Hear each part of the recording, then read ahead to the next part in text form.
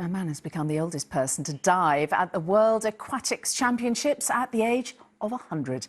Taghi Asghari, who's been diving since he was a teenager, took to the diving board at the competition in Doha on Friday to perform his exhibition dive. He was 41 years old when he last competed at a national level.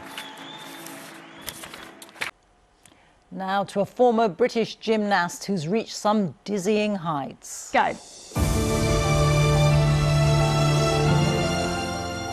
This is Lucy Colbeck and her Guinness World Record-breaking performance at the Royal Albert Hall. Keep watching. Lucy manages a staggering 36 handsprings in less than 30 seconds on a trampoline, and she usually only does 5 in a row when performing with Cirque du Soleil. Amazing, and makes me feel slightly sick, actually. Let's take a look now at some of the other stories making the headlines in and around London. London Fire Brigade has released pictures of a man being rescued from a fire in a third-floor flat. It happened last Wednesday in Whitechapel and is thought to be linked to an e-bike battery.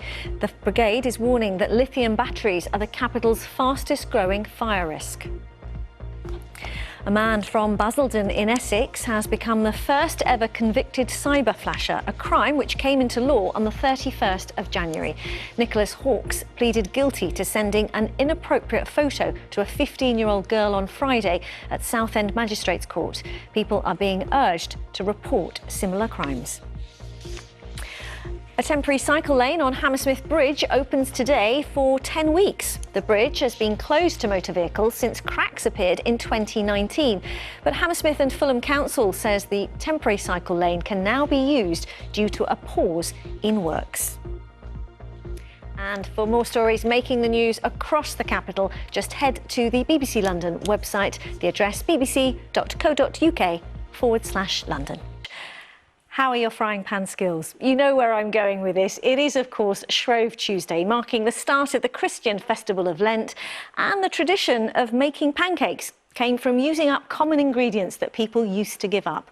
Clearly, for decades now, they're not just for eating, but for racing with, especially in the city. He looks pretty good at it. Lakshmi Gopal went along. The excitement, the adrenaline, the teamwork, the spectators from all over the world. Pancake Day racing is a sport like no other. What's your strategy for getting through to the next round? We've got a good lineup, we know our strengths, so we're going according to speed order, so yeah. What was your strategy for winning? Keep put one foot in front of the other, keep flipping, and the rest will take care of itself. Rely on the finisher. And are you through to the final? Semi-finals. So still a little bit to go, but I think we can make it.